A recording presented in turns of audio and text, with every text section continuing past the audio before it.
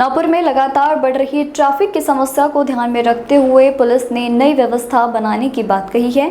Traffic duty पर तैनात अधिकारियों और कर्मचारियों की लोकेशन दिन में 2 से 3 बार बदली जाएंगी ताकि ट्रैफिक व्यवस्था पर बेहतर तरीके से नजर रखी जा सके।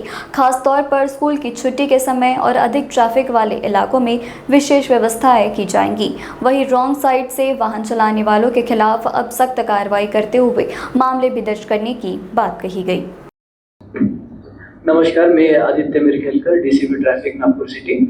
नागपूर सिटीमध्ये माननीय सीपी सरांच्या मार्गदर्शनाखाली लोकांना ट्रॅफिकच्या जास्तीत जास्त चांगल्या सुविधा सेवा प्रदान करायच्या या अनुषंगाने संपूर्ण वाहतूक विभागाची पुनर्रचना करण्याचा त्यामध्ये एक आराखडा तयार करण्यात आला आहे आणि त्या अनुषंगाने लवकरच ट्रॅफिक विभागाची एक पुनर्बांधणी आम्ही या ठिकाणी करत आहोत। त्यामध्ये एक डायनामिक बंदोबस्त प्लॅन म्हणजे एक आपला अंमलदार एकाच ठिकाणी न राहता त्यांनी त्या ठिकाणचे जे महत्त्वाचे पॉईंट आहेत ते दिवसभरात कव्हर केले पाहिजे। म्हणजे शाळा सुटली तर शाळेच्या ठिकाणी तो पाहिजे, पीक अवर्सला चौकात पाहिजे। काही त्यामध्ये फूट पेट्रोलिंगचा आम्ही इन्क्लूड केलेला आहे, काही मोटरसायकल पेट्रोलिंग केलेलं आहे आणि शहरात क्रॉस पेट्रोलिंग असं ते एक नवीन बंदोबस्त आराखडा आम्ही ट्रॅफिक विभागाच्या सरांच्या मार्गदर्शनाखाली तयार केलेला आहे। त्याशिवाय ट्रॅफिकमध्ये वर्धा रोड आणि सीए रोड हे दोन शहरातले जे मुख्य ज्या दोन लाईफलाईन आहेत त्या लाईफलाईनमध्ये जास्तीत जास्त चांगलं काम कसं करता येईल, त्यामध्ये सिग्नलचे टायमिंग कसे कमी करता येईल, त्या ठिकाणी आपल्याला ई रिक्षांवर कंट्रोल कसं करता येईल, त्या ठिकाणी हॉकर्स, त्या ठिकाणी एन्क्रोचमेंट्स हे कमी करत असताना वाहतुकीची शिस्त कशी लावता येईल याकडे आमचा मानस आहे। त्यानंतर ज्या ठिकाणी विकासाचे कामं सुरू आहेत त्या ठिकाणी आमचे ट्रॅफिक पोलीस राहतील, ट्रॅफिक मार्शलही राहतील, योग्य बॅरिकेडिंग राहील याचंही आम्ही सुनिश्चित करतो। काही ठिकाणी गरजेपेक्षा जास्त रस्ता अडवलेला आहे त्या ठिकाणी बॅरिकेड जवळ करून आम्ही जास्त प्रमाणात रस्ता उपलब्ध राहील यासाठी आम्ही काम करत आहोत। त्याशिवाय शहरातले 30 हॉटस्पॉट म्हणजे ज्या ठिकाणी ट्रॅफिक जॅम होते असे 30 पॅच आम्ही ओळखलेले आहेत आणि येत्या 30 दिवसात ते 30 पॅच आम्ही त्याच्यावर काम करून तिथे जास्तीत जास्त सुधारणा करण्याचा आम्ही प्रयत्न करत आहोत।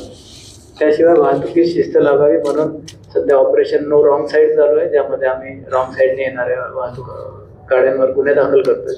त्याचप्रमाणे हेल्मेटची सक्ती, ट्रिपल सीट सक्ती, अंडर एज ड्रायव्हिंग किंवा ट्रॅव्हल्सच्या पिकअप आणि ड्रॉपवर अंमलबजावणी करणे आणि इतर ज्या कारवाई आहेत त्या आम्ही जास्त तीव्रतेने करणार आहोत।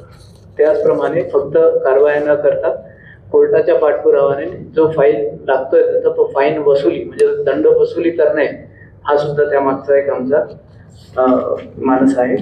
त्याशिवाय ज्या पद्धतीने सरांनी सांगितलं आपल्याला एक ITMS म्हणजे इंटेलिजंट ट्रॅफिक मॅनेजमेंट सिस्टीम ही एक प्रणाली ज्यामध्ये वेगवेगळे ट्रॅफिकचे व्हायोलेशन्स 16 प्रकारचे व्हायोलेशन ते डिटेक्ट करतील आणि त्याशिवाय सिग्नल जे असतील ते ट्रॅफिकच्या डेन्सिटीनुसार म्हणजे ज्या ठिकाणी जितकी ट्रॅफिक आहे त्यानुसार त्याचं टायमिंग पाहिजे असं ते AI आधारित ती प्रणाली येत्या 3 महिन्यात नागपूर शहरात कार्यान्वित होईल।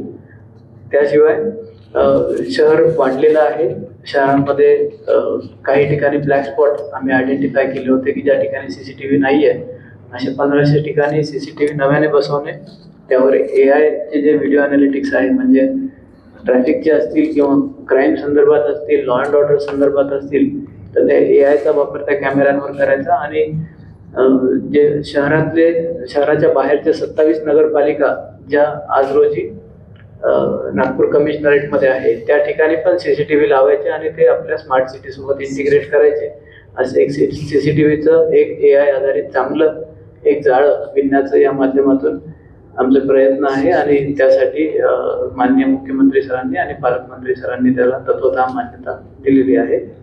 फेटल ॲक्सिडेंट कमी करणे हा पण आमच्यासाठी महत्त्वाचा विषय आहे, ज्यामध्ये ऑलरेडी एक 22% fatal accident year on year मागच्या वर्षीच्या तुलनेत यावर्षी कमी झालेला आहे आणि ते अजून कमी करण्यासाठी आम्ही 200 ठिकाणं आयडेंटिफाय केले ज्या ठिकाणी रस्त्यामध्ये रमलर बसवणे, स्पीड ब्रेकर बसवणे, हझार्ड मार्कर किंवा ज्या काही उपाययोजना करणं गरजेचे आहेत असे 200 ठिकाणी आम्ही आयडेंटिफाय केलेले आहे आणि ते त्या विभागांना कळवून ते रोड सेफ्टी कमिटीच्या मीटिंगमध्ये ते घेऊन रस्ता सुरक्षा सुनिश्चित करण्याचं आमचं काम चालू आहे।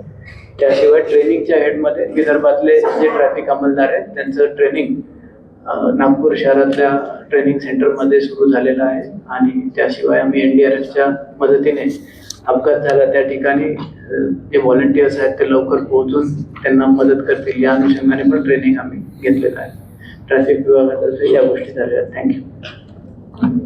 इतर DCPंना आज ॲक्च्युली आपल्याला रूट मार्च आहे, त्यामुळं इतर DCPंची ओळख तुमची आहे.